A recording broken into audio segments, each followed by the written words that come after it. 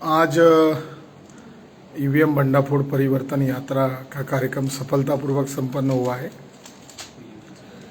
74वां जिला है पीलीभीत। तो क्या जानकारी है आपके पास? क्यों डर रही है आरएसएस बीजेपी की सरकार, प्रशासन?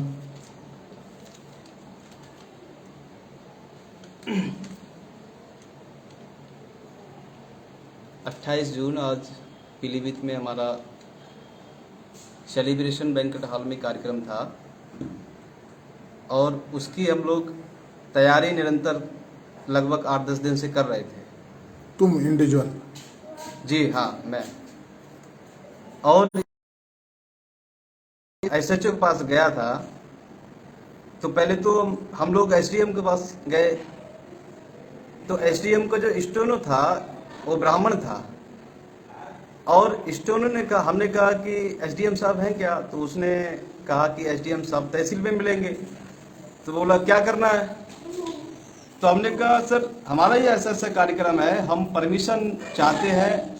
तो उस स्टोनो ने कहा धारा 144 3 दिन से लगा हुआ है और आपका कार्यक्रम नहीं हो सकता।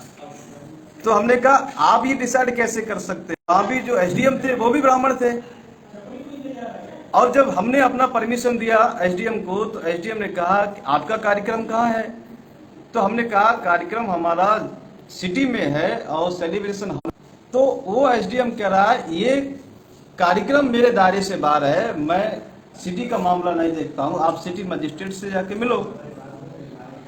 तो हम लोग, मेरे साथी एक और थे, हम 2 लोग गए सिटी मजिस्ट्रेट के पास।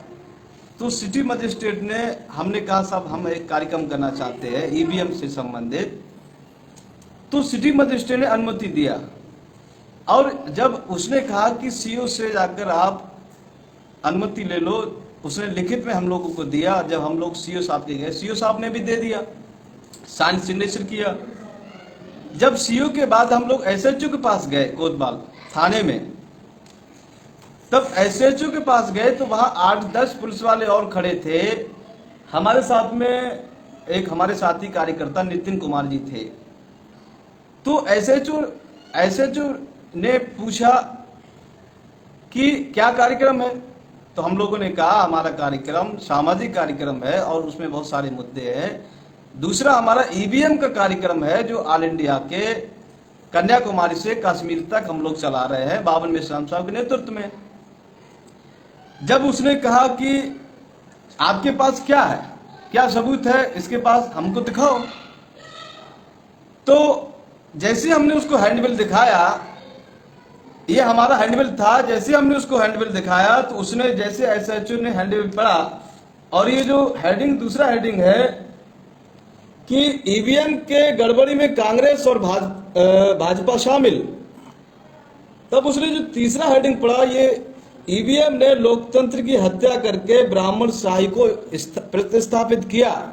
जैसे ही उसने हेडिंग ये पढ़ा, पढ़ने के बाद जो और पुलिस वाले थे उसने कहा ये देखो, ये व्यक्ति जो ये ब्राह्मण शाही प्रतिस्थापित करने के लिए जो बात कह रहे हैं ये कितना खतरनाक है, क्या इस पे आपको परमिशन मिल सकता है? ये एसएचओ बोला कि आपको कोई परमिशन नहीं मिलेगा इस पे। उसने दरोगा को बुलाया और दरोगा को बुलाने के बाद दरोगा ने भी हैंडबिल देखा और हम भी डर गए कि, हम भी जो है डर गए कि हमारा कार्यक्रम, हमने मेहनत किया है, हमारा कार्यक्रम पोस्टपोन्ड हो जाएगा। तो हम भी सोच रहे कि हमने गलती की हैंडबिल देके। तो हमने कहा सर ये हमारा हैंडबिल वापस कर दो। दरोगा ने कहा नहीं, ये आपका जो है, आपने जो लिखा है ईवीएम से लोकतंत्र की हत्या करके ब्राह्मण शाही को प्रतिस्थापित किया जा रहा है, ये विरोध में है। तो हमने कहा अगर ये विरोध में है, ब्राह्मण शाही स्थापित किया जा रहा है, क्या ये गलत है?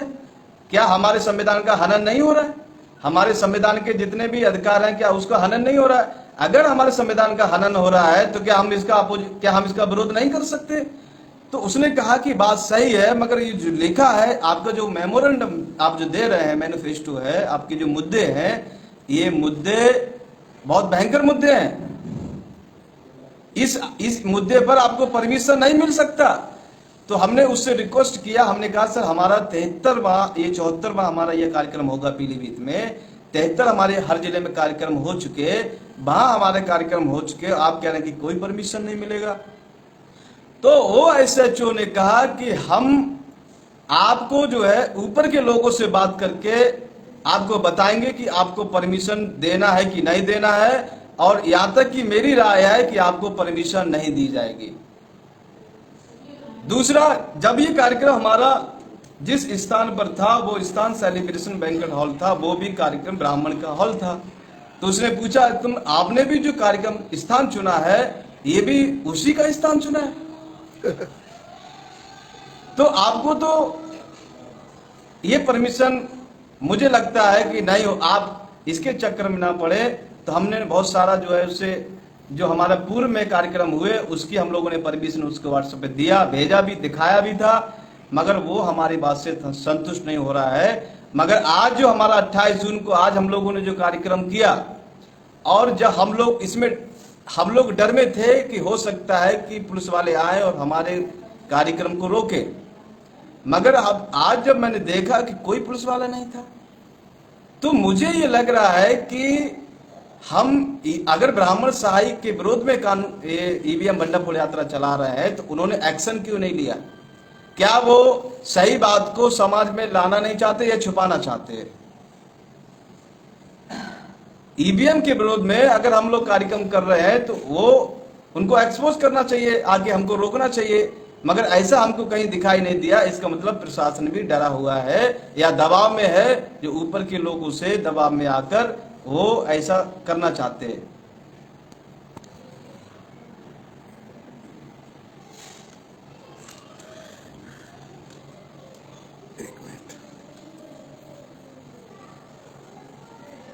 कुछ सही हुआ कुछ? कधी पण लाईव्ह करताना आहे ना